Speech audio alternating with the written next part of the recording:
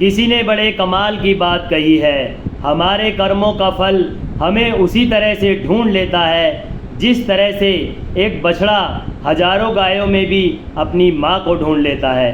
नमस्कार दोस्तों, मैं जितेंद्र कुमार आज आपके लिए एक छोटी सी कहानी लेकर आया हूँ। ये कहानी एक शिकारी की है। वो शिकारी जो अपनी शिकार की कला में बहुत ज़्यादा निपुण था। वो जब भी शिकार खेलने जाया करता था कभी खाली हाथ नहीं आता था, इतना अच्छा शिकारी था। उसके अंदर एक और काबिलियत थी, वो आवाज़ पर भी तीर चला दिया करता था। यदि उसे कहीं झाड़ियों में सरसराहट की आवाज़ आती थी तो वो आवाज़ पर ही तीर चला दिया करता था और उसका निशाना एकदम सही लगता था। लेकिन वो शिकारी अब काफ़ी बूढ़ा हो चला था, तो उसने सोचा कि अपने बेटे को भी शिकार का ही काम सिखा दिया जाए। तो वो अपने बेटे को भी शिकार खेलने के लिए जंगल में ले जाया करता था। वो अपने बेटे को शिकार खेलने के नए नए तरीके सिखा रहा था। वो सिखा रहा था कि किस तरह से आवाज़ पर भी तीर चला दिया जाता है और वो सही निशाने पर लगता है। वो अपने बेटे को कई बार आवाज़ पर तीर चलाकर दिखाता है और वो सही निशाने पर लगता है। उसका बेटा अपने पिताजी से काफ़ी प्रभावित होता है। वो अपने घर जाकर अपनी माँ से भी कहता है कि माँ, पिताजी तो बहुत बड़े शिकारी हैं, वो तो आवाज़ पर ही निशाना लगा देते हैं और उनका निशाना एकदम सही बैठता है। एक बार शिकारी अपने बेटे को घर छोड़कर ही शिकार खेलने चला जाता है। हल्की हल्की बारिश पड़ रही होती है, सुहावना मौसम होता है, प्रकृति की सुंदरता बिखर रही होती है। लेकिन उस शिकारी को किसी की प्रकृति की सुंदरता से क्या मतलब, उसे तो मतलब था केवल अपने शिकार से। वो जाता है और घात लगाकर खड़ा हो जाता है शिकार के इंतज़ार में। तभी एक हिरनी का बच्चा आता है जो कि बहुत खूबसूरत होता है, बहुत सुंदर होता है। उसकी सुंदरता ऐसी होती है कि उसे देखकर आदमी मंत्रमुग्ध हो जाए। लेकिन शिकारी को उसकी सुंदरता से क्या मतलब, उसे तो शिकार से मतलब है। शिकारी अपना धनुष उठाता है और तीर चला देता है। तीर सीधे जाकर उस हिरनी के बच्चे में लगता है और वो तड़पने लगता है। उसकी तड़पने की आवाज़ सुनकर हिरनी भी भगी चली आती है और हिरनी देखती है कि सामने शिकारी खड़ा है, लेकिन फिर भी वो अपने बेटे के, अपने बच्चे के घाव को चाटने लगती है, क्योंकि माँ तो आखिर माँ ही होती है।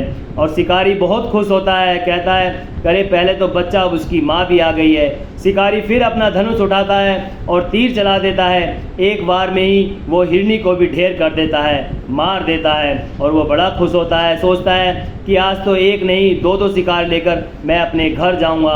तभी झाड़ियों में से सरसराहट की आवाज़ आने लगती है। शिकारी और ज़्यादा खुश होता है, सोचता है एक दो नहीं बल्कि आज 3 शिकार लेकर मैं अपने घर जाऊंगा। शिकारी फिर आवाज़ सुनकर आवाज़ पर ध्यान लगाकर तीर चला देता है और तीर जाकर सीधा अपने सही निशाने पर लगता है और काफ़ी तेज़ दर्द भरी आवाज़ आती है। लेकिन वो आवाज़ इस बार किसी जानवर की नहीं बल्कि एक मनुष्य की होती है।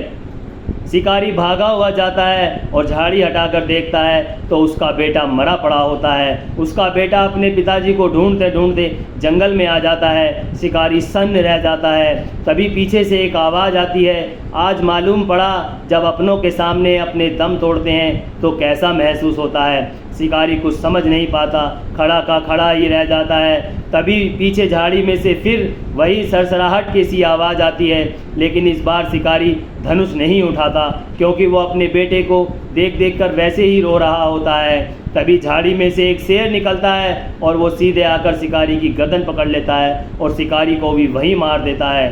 तो दोस्तों, इस कहानी का सार वही है जो मैंने आपसे कहानी के प्रारंभ में भी बताया था कि कर्मों का फल हमें उसी तरह से ढूंढ लेता है जिस तरह से एक बछड़ा हजारों गायों में भी अपनी माँ को ढूंढ लेता है। इसी तरह से जैसे हम कर्म करेंगे वैसे ही हमें फल मिलेगा। यदि हम आज सोचते हैं कि आज हम सत्ता में हैं, पावर में हैं, हम कुछ भी कर दें, कोई हमारा क्या बिगाड़ लेगा, लेकिन ऐसा नहीं है। कर्म का फल आपको कहीं ना कहीं, कभी ना कभी भुगतना ही पड़ेगा। इसीलिए आज से ही ये कोशिश करें कि ऐसे कर्म करें, ऐसे काम करें कि आपके द्वारा किसी का अहित ना हो, किसी का बुरा ना हो, क्योंकि अनजाने में भी की हुई गलती का कभी ना कभी प्रायश्चित करना पड़ता है, कभी ना कभी फल भुगतना ही पड़ जाता है। तो दोस्तों, कोशिश ये करें कि आपसे अनजाने में भी किसी के साथ कोई गलत ना हो। ये कोशिश करें कि आप आज से ही अच्छे कर्म करें ताकि आपका आने वाला जीवन और अच्छा गुजर सके और अच्छा रहे,